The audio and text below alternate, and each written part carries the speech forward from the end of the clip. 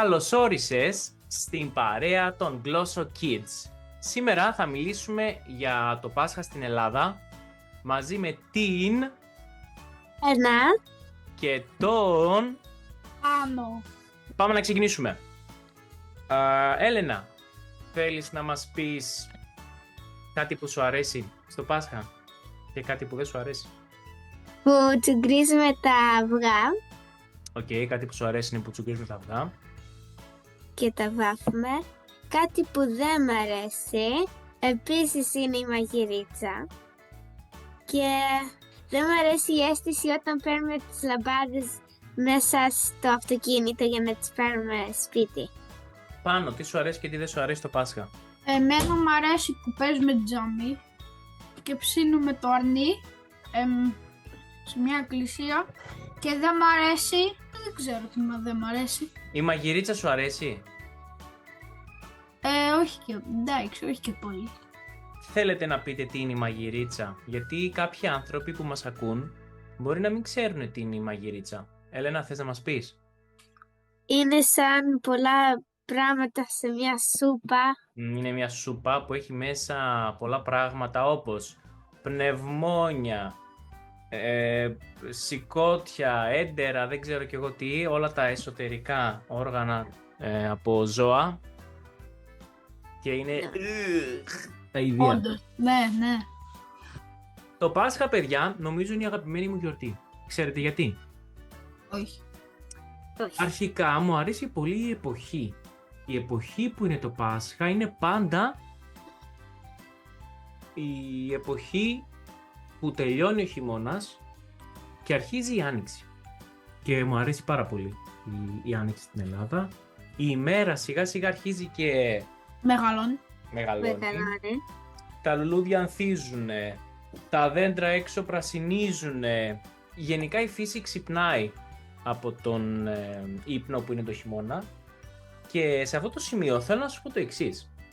Το ξέρετε ότι το Πάσχα είναι κινητή γιορτή? Το Πάσχα είναι κινητή γιορτή. Τι σημαίνει αυτό? Σημαίνει ότι κάθε χρόνο η ημερομηνία που γιορτάζουμε το Πάσχα κινείται, αλλάζει λίγο.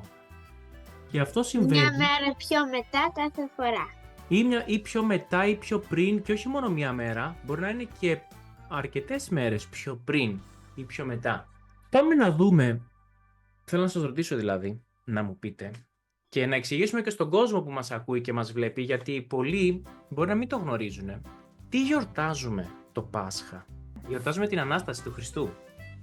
Και Που αναστήθηκε. ακριβώς. Και αυτό, όπως καταλαβαίνετε, έχει και συμβολισμούς μέσα, όπως η φύση από το χειμώνα που είναι σαν να είναι νεκρή. Έρχεται η Άνοιξη και ξαναζωντανεύει. Είναι σαν να γίνεται και Ανάσταση της φύσης. Και κυρίως γιορτάζουμε την Ανάσταση του Χριστού. Πριν το Πάσχα υπάρχει κάτι που λέγεται Σαρακοστή ή Σαρακοστή, η οποία ξεκίνησε την προηγούμενη εβδομάδα τώρα, από τη μέρα που κάνουμε το podcast. Σαρακοστή βγαίνει από τον αριθμό 4. και 0, 40. 40. Μιλάμε για 40 μέρες νηστείας. 40 μέρες νηστείας. Και όταν λέμε νηστεία, τι εννοούμε? Δηλαδή, Δεν Να μην τρως τρως ή πίνεις. κρέας, γάλα και λοιπόν, τυρί. περιμένετε να δούμε τι σημαίνει. Αρχικά νηστεία σημαίνει, πώς λέμε νηστεία στα αγγλικά? Fasting. Ναι. Νομίζω. Ωραία. Οπότε, υπάρχουν κάποια τρόφιμα που τα καταναλώνουμε, τα τρώμε, την νηστεία, και κάποια όχι. Που δεν τρώμε. Ωραία, πάμε να δούμε τι δεν τρώμε. Έλενα. Δεν τρώμε Κρέας, κρέας. γάλα Δεν πίνουμε γάλα. και τυρί. Δεν τρώμε τυρί. Αυγά τρώμε? Όχι. Όχι. Όχι. Ψάρια τρώμε? Δεν νομίζω. Όχι. Όχι. Θαλασσινά όμως τρώμε? Χταποδάκια, καλαμαράκια, σουπιές. Θαλασσινά τρώμε. Ναι. Γενικά, για να το πούμε λίγο απλά, είναι σαν να γινόμαστε vegan για 40 μέρες. Τι σημαίνει vegan? Δεν τρώμε κρέας και δεν τρώμε τα προϊόντα που έρχονται από ζώα. Αγαπημένη περίοδος για μένα στο Πάσχα είναι αυτό που λέμε Μεγάλη Εβδομάδα. Όταν τελειώνει. Όταν τελειώνει η Ανάσταση. Περίμενε, Και- δεν φτάσαμε ακόμα στην Ανάσταση. Ανάσταση είναι την Μεγάλη Κυριακή, Κυριακή της Ανάστασης, την Κυριακή. Πιο πριν έχω Μεγάλη Δευτέρα, Μεγάλη, Τρίτη. Μεγάλη, Τετάρτη. Μεγάλη, Πέμπτη. Μεγάλη, Παρασκευή. Παρασκευή. Μεγάλο Σάββατο. Σαββατό. και Κυριακή της Ανάστασης. Και ουσιαστικά κάθε μία από αυτές τις μέρες κάνουμε κάτι. Έλενα, είπες ότι σου αρέσουν τα αυγά, σωστά? Την Μεγάλη Πέμπτη κάνουμε αυτό το έθιμο, το οποίο είναι σχετικό με τα αυγά. Θέλεις να μας πεις τι ακριβώς κάνουμε? Παίρνουμε, ας πούμε, τα αυγά, παίρνουμε και ένα κόκκινο μαρκαδόρο και τα γράφουμε. Όχι. Όχι. Ναι. Αλλά τα Πώς βάφουμε. Πώς βάφουμε αυγά? Εγώ τα βάζω. Φτιάχνω κάτι κόκκινο και μετά τα βουτάω μέσα. Οκ. Πάνω, εσύ πώς ξέρεις πώς βάφουμε αυγά? Έχεις βάψει αυγά? Όχι. Από ό,τι θυμάμαι, Έλενα, παίρνουμε μια μεγάλη Κατσαρόλα ή λεκάν. κατσαρόλα, βάζουμε Κατσαρόλα. μέσα ειδικό χρώμα, Κόκκινο. κόκκινο. Γιατί κόκκινο? Γιατί Επειδή συμβολίζει το αίμα από το Χριστό. Γιατί συμβολίζει το αίμα του Χριστού. Και βράζουμε νερό και μέσα σε αυτό το νερό βουτάμε τα αυγά. Άρα ουσιαστικά βράζουμε τα αυγά και τους δίνουμε και ένα κόκκινο χρώμα. Ναι. Υπάρχει ένα πολύ ωραίο έθιμο που το κάνουμε την Κυριακή της Ανάστασης και έχει σχέση με τα αυγά. Πάνω, μήπως ξέρεις τι είναι αυτό? Τσουγκρίζουμε τα αυγά. Τι σημαίνει αυτό δηλαδή? Τα βάζουμε τα αυγά έτσι και μετά τα τσουγκρίζουμε. Πάμε να μιλήσουμε για Μεγάλη Παρασκευή. Τη Μεγάλη Παρασκευή έχουμε κάτι που λέγεται επιτάφιος. Είναι όταν σηκώνει το Χριστό και τον βάζουνε. Σε ένα τραπέζι το οποίο μοιάζει σαν τάφος, σωστά. Και έρχεται ο κόσμος. Τι κάνουμε σε αυτό το τραπέζι? Βασικά, περίμενα να πω το εξής. Τη Μεγάλη Πέμπτη σταυρώνεται ο Χριστός. Και την Παρασκευή, που θεωρείται ότι είναι νεκρός, παίρνουμε σε όλες τις εκκλησίες, στο κέντρο βάζουμε τον επιτάφιο, που είναι ένα τραπέζι ουσιαστικά, πολύ όμορφα στολισμένο με λουλούδια, που μυρίζει φανταστικά. Και έχουμε ένα έθιμο στον επιτάφιο. Εσείς το κάνετε? Για να δω, ξέρετε. Τα παιδιά το κάνουν αυτό συνήθως. Περνάνε κάτω από τον επιτάφιο στο σχήμα του σταυρού. Δηλαδή φανταστείτε ότι είναι ένα τραπέζι, πάνω είναι το σώμα του Χριστού, είναι στολισμένο και από κάτω περνάνε τα παιδιά κάθετα και οριζόντια και συμβολίζει ότι ευλογία, για να έχουν ευλογία. Υπάρχει και κάτι άλλο που κάνουμε τη Μεγάλη Παρασκευή και έχει σχέση με τον επιτάφιο, που επίσης μου αρέσει και έχει να κάνει με την περιφορά του επιταφείου. Τι κάνουμε δηλαδή στην Ελλάδα? Όταν τελειώσει η λειτουργία, παίρνουμε τον επιτάφιο, 4 άνθρωποι τον κρατάνε, είναι σαν μια κηδεία βασικά, συμβολίζει μια κηδεία. Ναι. Και κάνουμε γύρω την εκκλησία από έξω. Το κάνουμε στην Ελλάδα, αλλά είμαι σίγουρος ότι θα το κάνετε και στο εξωτερικό. Τώρα δεν ξέρω αν γίνεται στην Αγγλία. Στον Καναδά γίνεται σίγουρα, το ξέρω. Στην Αυστραλία. Εγώ δεν επίσης. ξέρω στην Αγγλία, επειδή εγώ το Πάσχα έρχομαι στην Κρήτη να το γιορτάσω. Εγώ πάω στην Κοζάνη ή στην Αθήνα. Άρα εσείς ξέρετε, έρχεστε στην Ελλάδα και βλέπετε κανονικά που κάνουμε την περιφορά. Εγώ πάω γύρω-γύρω. Ναι, αυτό, μπράβο. Αυτό είναι η περιφορά του επιταφείου και το κάνουμε τη Μεγάλη Παρασκευή. Το Μεγάλο Σάββατο, που είναι το αποκορύφωμα των εκδηλώσεων, τι γίνεται? Πηγαίνουμε στην εκκλησία τι ώρα? Αργά. 12. 12 το βράδυ. Και τι παίρνουμε? Λαμπάδες. Μία λαμπάδα.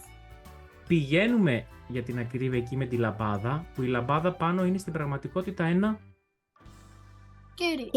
ένα μεγάλο κερί. Ναι. Λεπτό. Και πηγαίνουμε στην εκκλησία και ο παπάς μας δίνει το Άγιο Φως, όπως λέμε.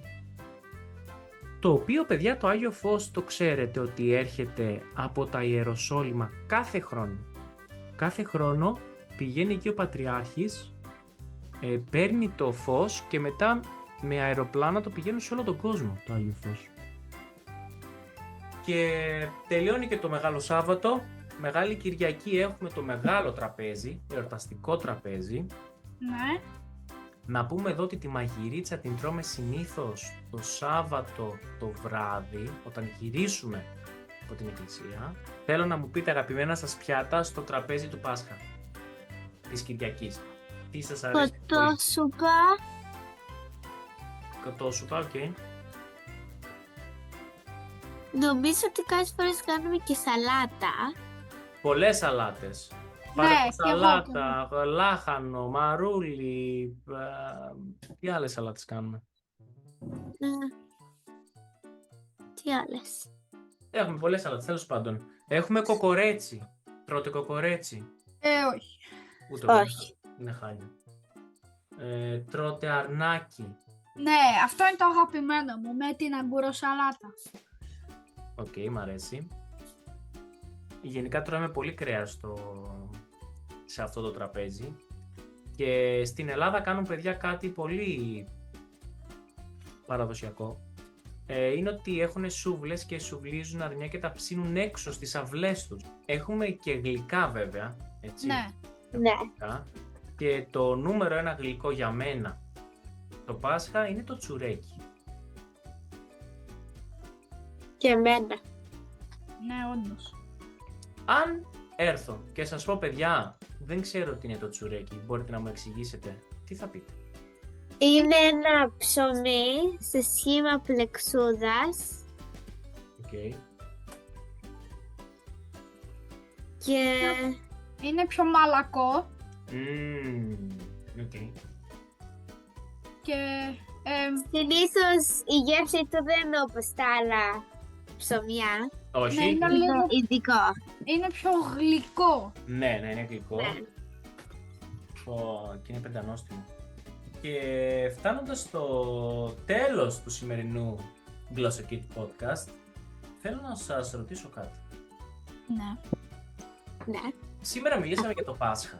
Ωραία. Ναι. Είδαμε τι κάνουμε τη Μεγάλη Εβδομάδα, είδαμε την νηστεία, μιλήσαμε για το τραπέζι του Πάσχα, μιλήσαμε για τη μαγειρίτσα, για το τσουρέκι, για τα πασχαλινά αυγά που είναι κόκκινα κτλ.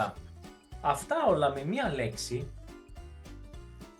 μπορούμε να πούμε ότι είναι η παράδοση. Παράδοση στα αγγλικά, θυμίστε μου πώς λέμε. Λοιπόν, παράδοση στα αγγλικά λέγεται tradition. Άρεσε.